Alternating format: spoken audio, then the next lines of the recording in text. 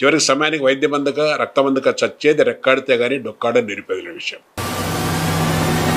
మీ అనుభవాలే మీ రచనలు. అంతే. నేను ఫీల్ అయింది రాస్తా. పబ్లిక్ మీటింగ్ ఉంది, మీరు మాట్లాడాలా అని అడిగినారు. మా నాన్న ఏమన్నాడు తెలిసిన, నాకు వేదిక ఎక్కే అర్హత లేదన్నాడు. ఒకప్పుడు మీ సొంత వింటారు, తోడ కొట్టింటారు, మీ సొంత ఊసిపోయింటారు, తోడ వాసిపోయింటది.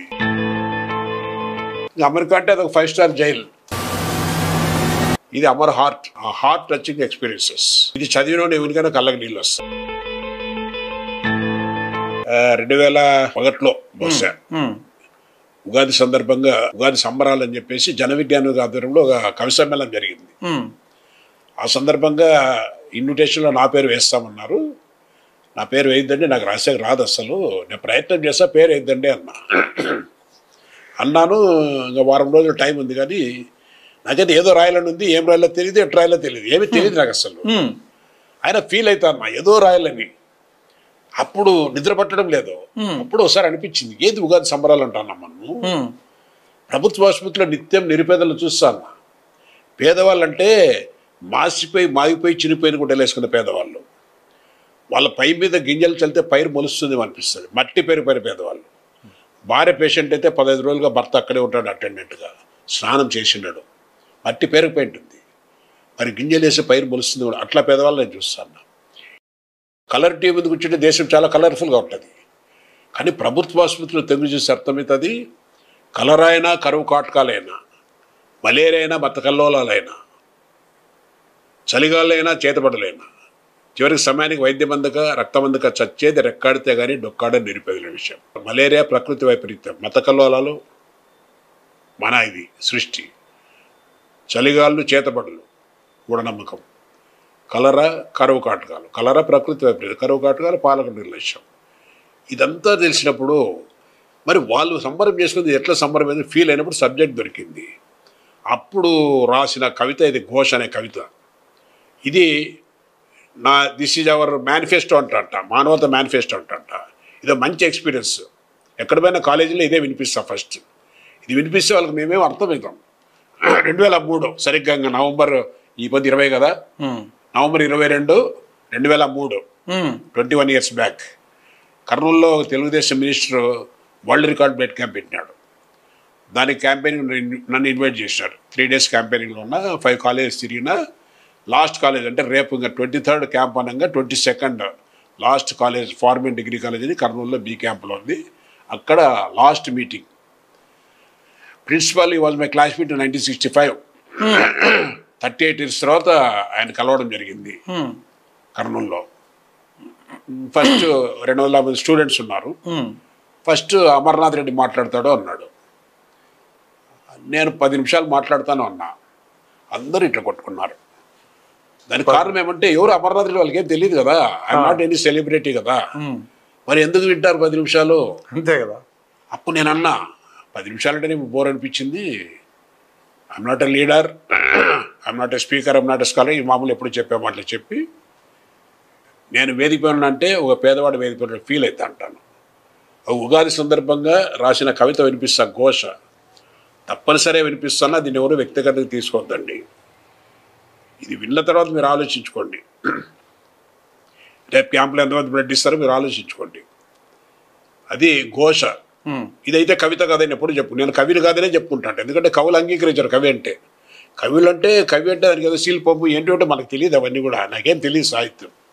మీ అనుభవాలే మీ రచనలు. అంతే. నేను ఫీల్ అయింది రాస్తా.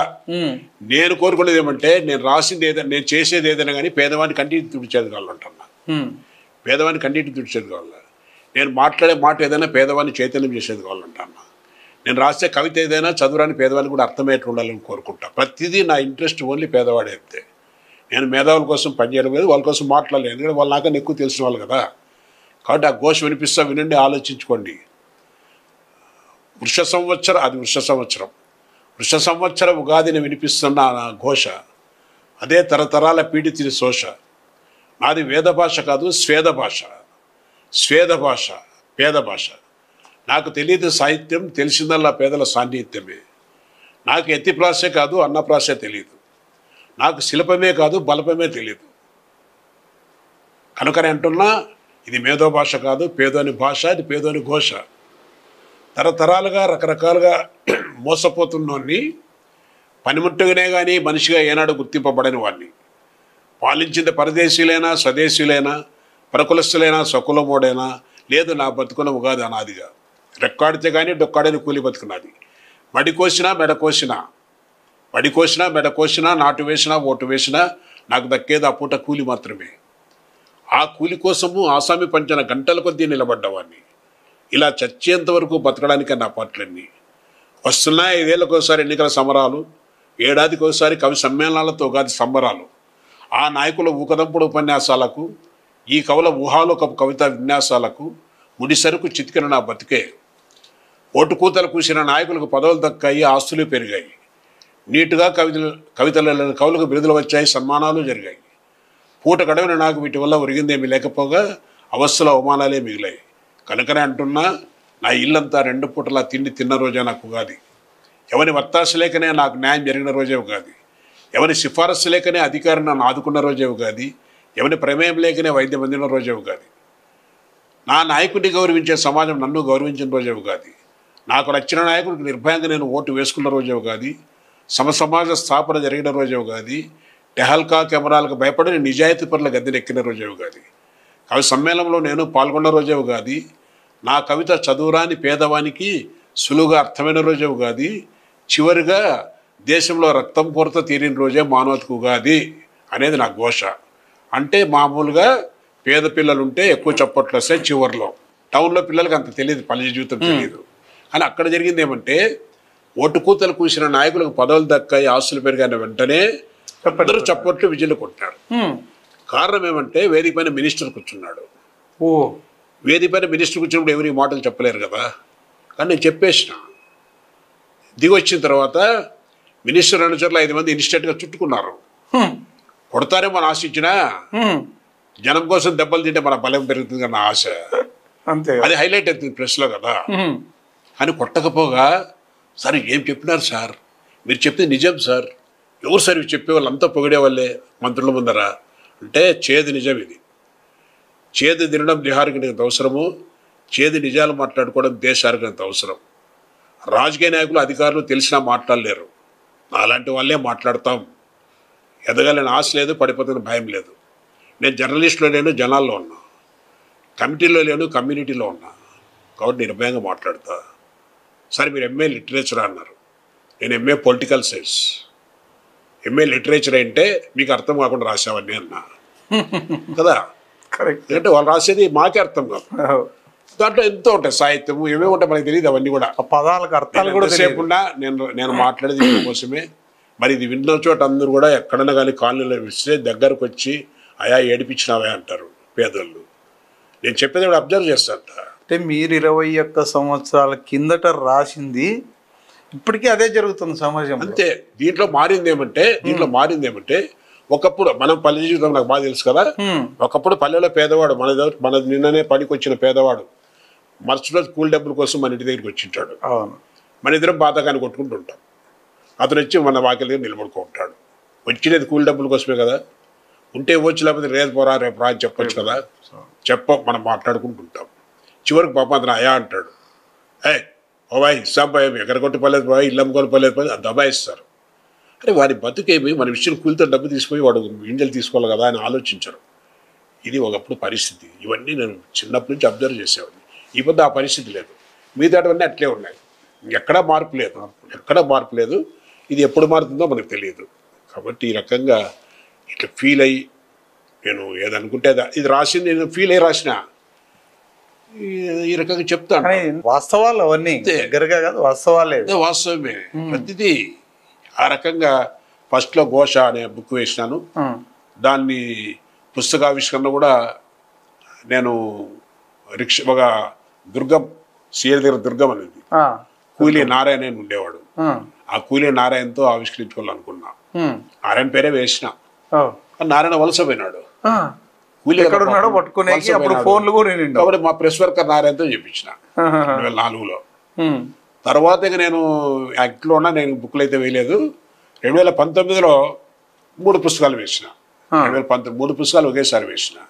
దాంట్లో ఒకటి కమ్యూనిస్ట్ ఉద్యమంలో తరెమలు అనేది మా నాన్న అనుభవాలు అన్ని దీంట్లో ఉన్నది.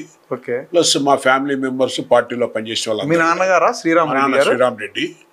శ్రీరామ్ రెడ్డి అంటే తరిమల నాగిరెడ్డి వాళ్ళ నాన్న సుబ్బారెడ్డి పెత్తందారి విధానాలు వ్యతిరేకంగా జరిగిన పోరాటానికి లీడ్ చేసింది మా నాన్న.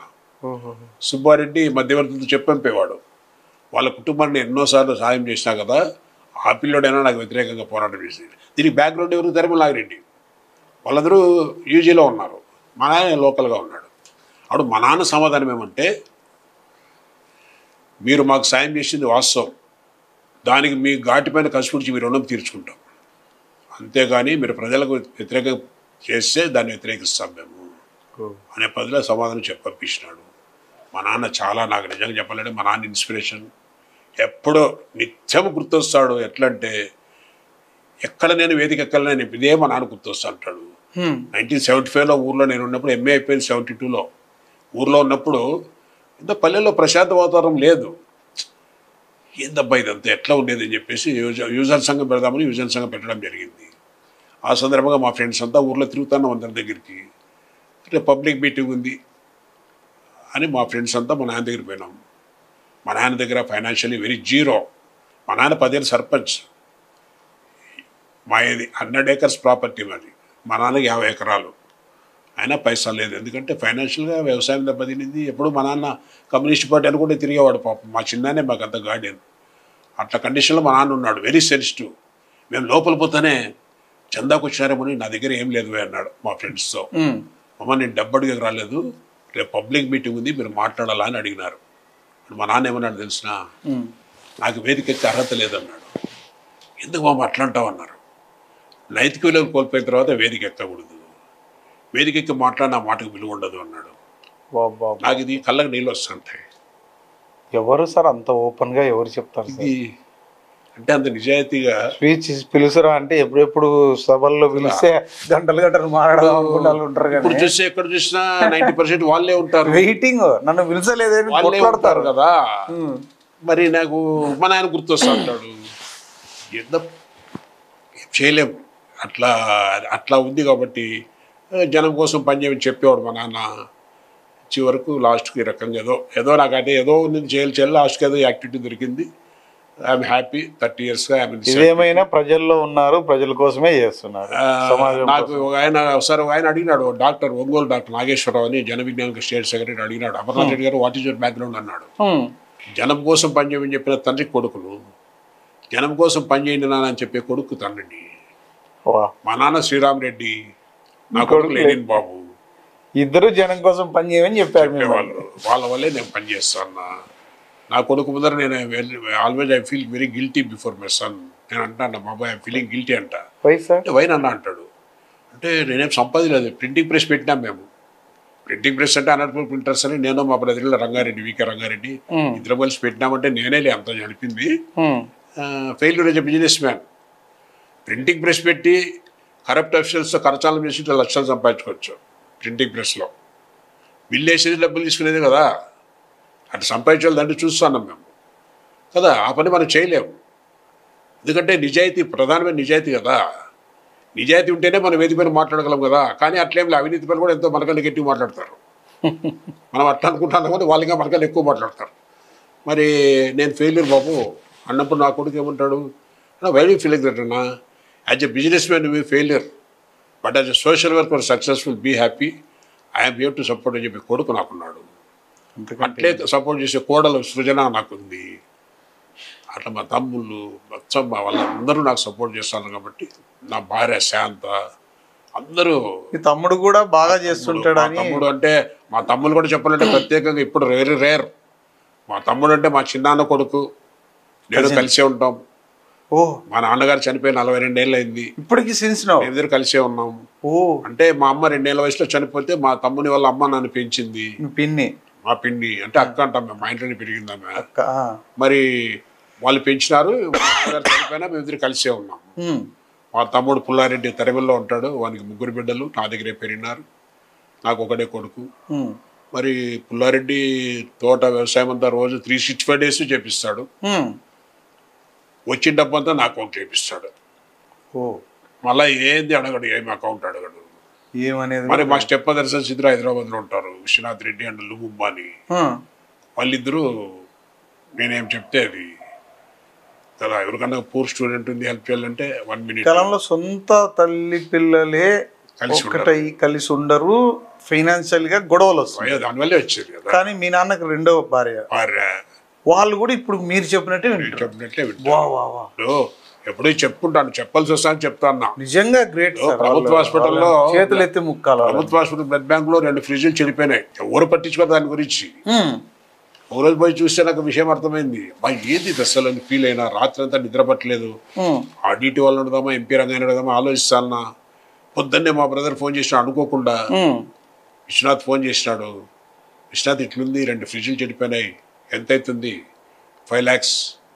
1 minute. 5 లక్షలు అవుతుందంటే 1 minute అంతే. అప్పటికనే ఎవరు ఇయ్యారు సార్ 5 లక్షలు? ఇట్లా మా తమ్ముళ్ళు ఎట్లున్నారు, అందరూ ఇట్లున్నారు కాబట్టి నేను ఇట్లున్నాను. నేను I'm zero without their support అంటన్నా. ఈ పుస్తకాలన్నింటి కూడా మా తమ్ముడే సుమారుగా ఒక 5 lakhs. మొత్తం ఈ పుస్తకాలు నాకు 7.5 లక్షలు అయింది. 4 లక్షలు మా తమ్ముడే, అంతా కూడా ఇస్తాడు మా తమ్ముడు. కానీ నేను అడగలేకపోయినా. ఇది ఫస్ట్ కమ్యూనిస్ట్ ఉద్యమం అంటే చాలా మందికి కమ్యూనిస్ట్ పార్టీలో ఉన్న వాళ్ళు మాత్రమే కొంత చదివింటారు, కానీ మిగతా వాళ్ళకి తెలియదు కదా. ఇప్పుడు దీన్ని నా పుస్తకాన్ని మా ఫ్రెండ్స్ చాలా మంది చదివినారు. చదివిన తర్వాత వాళ్ళకి అరే కమ్యూనిస్టులు ఇట్లున్నారా, ఒకప్పుడు ఇట్లున్నారా, ఇవన్నీ వాళ్ళకి తెలుస్తాయి. వాళ్ళు ఎంత ఫైట్ చేశారు, ఎన్ని త్యాగాలు చేసే విషయాలు అర్థమవుతాయి. దీంట్లో మొత్తం మా కుటుంబ సభ్యులందరూ కూడా వాళ్ళ గురించి అంతా ఉంది దీంట్లో. మరి ఇది మా తరిమల కథలని, మా తరిమల కథలు అంటే ఇవన్నీ కూడా నేను చేసిన పంచాయతీలు. మా తరిమల్లో నేను చేసిన పంచాయతీలు తరిమల కథలుగా పెట్టినా. అప్పటికే పంచాయతీలు చేస్తుంటారు. 75లో. అదే ఎంఏ అయిపోయింది నాది. ఎంఏ అయిపోయి ఊర్లో ఉన్నప్పుడు 25 years అట్లా తరిమల సంఘం పెట్టినప్పుడు ఆ సందర్భంలో ఊర్లో ఉన్నా. అప్పుడు పల్లెల్లో 7 అనంతపురం వచ్చేసినానులే. మామూలుగా ఏదైనా కానీ పల్లెల్లో ఏదో కొట్లాడుకుంటే పెద్ద మనుషులు ఉంటారు కదా, మామూలుగా ప్రొఫెషనల్స్ ఉంటారు కదా. ఒకడు ఒక దగ్గర పోతే ఇంకోటి ఒక దగ్గర పోతాడు. పెద్ద మనిషి వాని మనిషికి న్యాయం చేయాలనుకుంటాడు. Correct sir. వకీలు వాని క్లయింట్కి న్యాయం చేయాలనుకుంటాడు. న్యాయానికి న్యాయం అరుదుగా జరుగుతుంది, తప్పైనా కూడా అరుదుగా. న్యాయం మన క్లయింట్ని కాపాడుకోవాలి కదా, ఆ పెద్ద మనిషి వాని మనిషిని కాపాడుకోవాలి కదా. ఇట్లా ఉంటాయి కదా. ఆ రకంగా వీళ్ళు ఆవేశంలో ఎవరెవరో పెద్ద మనిషి వెళ్ళిపోతారు. వాళ్ళు ఇంకా కోర్టులోకి తిప్పుతా అంటారు. అలసిపోయింటారు వీళ్ళు ఇద్దరు, కొట్లాడిన వాళ్ళు అలసిపోయింటారు పాపం. ఒకప్పుడు మీ సొంత వింటారు, తోడ కొట్టింటారు. మీ సొంత ఊసిపోయింటారు, తోడ వాసిపోయింటుంది. లాస్ట్కు నేను కనపడతా, ఇంకా టచ్ చేస్తా, ఏమైంది అది అంట. అదేదో అమర్నాథ్ రెడ్డి అదేదో నువ్వు చేసేపో అంటారు. ఇద్దరు మాట్లాడతారు. నేను ఒకటే పెద్ద మనిషి, మధ్యలో ఎవరు ఉండరు. ఇద్దరితో మాట్లాడితే ఇద్దరు అభిప్రాయం తెలుసుకుంటా పంచాయతీ చేస్తా. నాదేముండదు అక్కడ, వాళ్ళు చెప్పిందే దాన్ని అడ్జస్ట్ చేస్తారు. ఈ పంచాయతీలు తమాషగా ఉంటాయి. ఆ రకంగా నేను చేస్తా. మరి కవితలు, కొన్ని కవితలు రాసినాను. దాన్ని అమర ఆలోచనలని పేరు పెట్టి అమర్ ఆలోచనలు. ఆ రకంగా ఈ కవితలు కొన్ని వేశాను. ఫస్ట్ 5/5/2019 ఈ 3 పుస్తకాలు ఒకసారి తెచ్చినాను. 3 పుస్తకాలు. ఫస్ట్ టైం అనంతపూర్లో 10 గంటలకి ప్రారంభమైన కార్యక్రమం అంటే 10 గంటలకు కరెక్ట్గా స్టార్ట్ అయింది. ఇది ఒక రికార్డుగా నిలిచిపోయింది ఇప్పటికీ. అందరూ ఏమన్నారంటే ఛాలెంజ్ చేశారు, మీరు 10 గంటలకు స్టార్ట్ చేయరన్నారు. చేస్తామన్నా. ఏముంది 5 మంది వచ్చినా మనం చేయొచ్చు కదా, అంతే కదా. కానీ జెడ్పీ హాల్ 5 మంది 10 గంటలకు నిండిపోయింది. 175 మంది ఏమో ఉన్నారు. హాల్ నిండిపోయింది 10 గంటలకు. చేసినాం కరెక్ట్ 10 గంటలకు. 11,500 రూపాయల పుస్తకాలు కొన్నారు. రచయితలు ఎవరు కొనలేరు, అంతా ఫ్రెండ్సే కొన్నారు. అది ఒక రికార్డుగానే ఉంటుంది. 5/5/2019 ఈ 3 పుస్తకాలు రాసి అమెరికాకి వెళ్ళిపోయినా. అమెరికా అంటే అది ఒక 5 star జైల్. అమెరికా అది కూడా వినిపిస్తా, కవిత వినిపిస్తాను. మరి 5 star జైలు అది అంతే. ఎవరు ఉండరు మనకు మాట్లాడేకి. అదంతే, జైలు అంతే. అక్కడ మనకేం తోచదు. ఎన్ని రోజులు ఉన్నారు సార్ అక్కడ? 6 months. ఎప్పుడు పోయినా 6 నెలలు ఉంటాం కదా.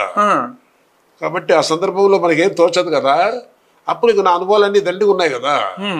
దాన్ని రాద్దాం అనుకున్నా 4 నెలల్లో 3 పుస్తకాలు రాసిన 4 months లో. ఇది అమర్ పుస్తకాలు రాసేసి మేము 4 నెలల్లో 3 పుస్తకాలు చదువుతాం. ఇది పెద్ద పెద్ద రచయితలు 3 నెలలకు ఒక కథ రాస్తారంట. ఆత్మకథ అన్నట్టుగా. పెద్ద రచయితలు వాళ్ళకు ఒక కథ రాసే 3 నెలలు పట్టిందంట అంటారు మామూలుగా. ఎందుకంటే చాలా కష్టం రాసేది. వాళ్ళు ఎంత ఊహించి రాయాలా, ఎంతో బాగా రాస్తారు వాళ్ళు, మనకు అటు రాసేకి రాదు కదా. ఇది Amar heart touching experiences. Okay okay. ఇది చదివిన ఎవరికైనా కళ్ళకి నీళ్ళు వస్తాయి, మనస్సుని ఎవరికైనా కళ్ళకి నీళ్ళు వస్తాయి. ఇది అన్ని రక్తదాన అనుభవాలు, ప్రతి ఒక్కటి కళ్ళకి నీళ్ళు తెప్పించేటివి. ఇది టైప్ చేసిన అబ్బాయి హర్నాథ్ రెడ్డి అనే అబ్బాయి. సార్ మీ అనుభవాలు టైప్ చేస్తుంటే కళ్ళకి నీళ్ళు వస్తాను సార్. ఇంట్లో అంతా పేదోళ్ళే ఉన్నారు సార్, నేను పనిచేసిందే పేదోళ్ళ కోసం. మీ కళ్ళకి నీళ్ళు వచ్చినాయి కదా, ముందు మాట నువ్వే రాయన్న. సార్ రచయితలతో రాయిస్తారు కదా, మీరే నన్ను రాయమంటారే అన్నాడు. రచయితల పుస్తకాలు ఎవరు చదవడానికి బాధపడుతూ ఉంటారు, వాళ్ళు రాసినవే ఒకబడి కొనర్లే, పంచేదే కదా, నువ్వు రాయ్ అన్నా. ఆ అబ్బాయితో రాపించినాను. నెక్స్ట్ అమర్ టాక్స్, సంభాషణలు. టాక్స్ అంటే సంభాషణ. చాలా మంది ట్యాక్స్ ఏమని బిజినెస్ పీపుల్ తీసుకున్నారు, టాక్స్ అంటే సంభాషణలు. ఎందుకంటే అమర్ హార్ట్ పెట్టారు, ట్యాక్స్ ఏ విధంగా ఎగ్గొట్టాలా చూద్దాం ఏదో అనుకున్నారు. అది అమర్ హార్ట్ కదా, ఇది అమర్ టాక్స్ అని పెట్టాను. సంభాషణలు టాక్స్ అంటే లైవ్ కాన్వర్జేషన్స్, అదే కులోన్మాద్తో మతోన్మాద్తో జరిగినటువంటి అనుభవాలు ఈ రకంగా. ఇది అమర్ టాక్స్. ఓకే. దీన్ని టైప్ చేసిన అబ్బాయి రామ్ అని డిటిపి ఉంటుంది దీంట్లో గుల్జార్పేటలో. రాము నన్ను 20 సంవత్సరాలుగా నా కూతలు చూసి విన్నాడు, నా చేతలు చూస్తాడు, నా రాతలు చదువుతా అన్నాడు. నువ్వే రాయి రాము అన్న. ముందు మాట ఆయనే రాశారు, అతను రాశాడు. ఓకే. ఇది అమర్ హ్యూమర్. ఓ అన్నీ నవ్వించాను పోవడం. నేను ఫస్ట్ ఫారం నుంచి 1957లో ఫస్ట్ ఫారం నుంచి ఇంతవరకు నా అనుభవాలన్నీ నవ్వించేటివే. సందేశాత్మకమైన హాస్యం, ప్రధాన సందేశం ఉంటుంది. ఇప్పుడు రివర్స్ నుంచి అంటే మీరు రాసినటువన్నీ ఇది హ్యూమర్ కదా, దీన్ని హ్యూమర్ లో ఎందుకంటే ప్రజలకు హ్యూమర్ చాలా అవసరం.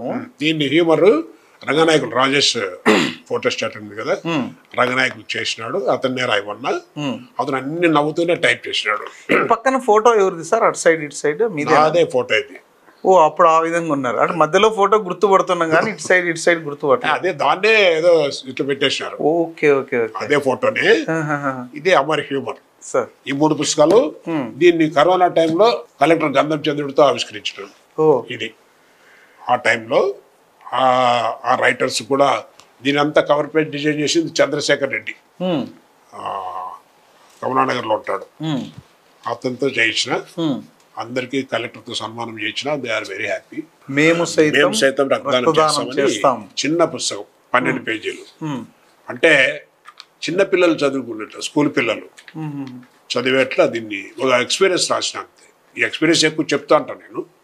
అది చెప్తే అది వింటే ఎవరైనా కానీ ఇన్స్పైర్ అవుతారు. దాని ఒక పుస్తక దీన్ని 7,000 కాపీలు వేసిన. 7,000 కాపీలు పంచినాను. స్కూల్ పిల్లలు చదివినారు, 6th క్లాస్ నుంచి 10th క్లాస్ పిల్లలు చదివి ఎక్కడ నేను కనపడతా, తాత మీ పుస్తకం చదివినాం తాత అంటారు. ఏం చదివినామమ్మా? అదే తాత రక్తదానం తాత అంటారు. నువ్వు ఏమర్థమైంది? పెద్దయినాక నేను రక్తం ఇస్తా తాత అంటారు. అది నేను కోరుకునేది అది. ఎందుకంటే ఆ పిల్లలే ఆలోచన రావాలంటారు. ఇది పాఠ్యాంశాల్లో పెట్టరు ఎవరు కూడా. అధికారులకు పట్టదు, నాయకులకు పట్టదు. బాధ అవుతుంది. అరే ఎందుకు దీంట్లో రాయరు, ఎందుకు ఆలోచన చేయరు అంటే వానికి ఎప్పుడైనా తెలిసే కదా బాధ. అవును. అది రక్తం వేసడం అయితే వానికి అది క్యూలో ఉంటారు కదా, పేదవాని బాధ తెలిసే కదా, బాధ అవుతుంది. అట్టేటప్పుడు ఆవేశం వస్తుంది, కంట్రోల్ చేసుకోలేము. తర్వాత అమర్ హ్యూమర్నే టైంపాస్ అని కొన్ని చిన్నపిల్లల కోసం ఒక 60 పేజీలు. ఇది ఒక 5,000 కాపీలు వేసిన. 5,000 కాపీలు పనిచేసినాం. రైల్వే స్టేషన్లో పెట్టినాం, బస్ స్టాండ్లో పెట్టినాం. మీరే అమ్ముకొని డబ్బు మీరే తీసుకోండి అన్నాం. స్కూల్ పిల్లలకంతా పనిచేసినాం. బాగా నవ్వుకున్నారు. దీన్ని చదివి టైంపాస్ ఈ అమర్ హ్యూమర్ అని చదివి మరి దాని తర్వాత మా ఫ్రెండ్ ఏమన్నాడంటే, నువ్వు చాలా డేంజరస్ అన్నా. ఎందుకు అన్నా, నువ్వు నవ్విస్తూనే నాసికత్వం తలకెక్కిస్తావు. నువ్వు చెప్పే చాలా కన్విన్సింగ్గా ఉంటాయి, కానీ మాకు చిన్నప్పుడు తలకెక్కినాయి, అవి పోగొట్టుకోలేమన్నాడు మా ఫ్రెండ్ హర్నాథ్ రెడ్డి అని, మా మంచి డోనర్. అంటే నేనన్నా, పైరుకి తెగులు వస్తుంది కదా, పెస్టిసైడ్ స్ప్రే చేస్తాం కదా, ఆల్రెడీ తెగులు వచ్చినాక తెగులు పోదు, కొత్తకు తెగులు రాదు. నా ప్రయత్నం మీలో పోగొట్టాలని కాదు, పిల్లల్లో రాకుండా చూడాలని, వాళ్ళని మార్చాలని నా ప్రయత్నం అంట. కాబట్టి ఈ టైంపాస్ అట్లా. మరి సుపుత్రుడు అంటే మీ ఒక అబ్బాయి గురించా? అది అంతే మా అబ్బాయి గురించి అది. ఇదంటే ఒక ఐడియల్ స్టూడెంట్, గురువులు మెచ్చిన గురువులు శిష్యుడు, మెచ్చిన శిష్యుడు, సుపుత్రుడు, సూపర్ తల్లిదండ్రులు గర్వించదగ్గ శిష్యుడు, పుత్రుడు. పుత్రుడు. ఆ అనుభవాలన్నీ కూడా దీన్ని థర్డ్ పర్సన్లో రాసినాను. ఇది చదివిన పిల్లలందరూ కూడా ఇన్స్పైర్ అయి ఉంటారు. అంకుల్ సుపుత్రుడు చదివినాను అంకుల్, ఏమర్థమైంది, నేను కాపీ కొట్టాను అంకుల్, మూఢనమ్మకాలు నమ్మను అంకుల్, ఆ రకంగా చెప్తారు. అట్లా దీనిలో 5,000 కాపీలు వేసినాం.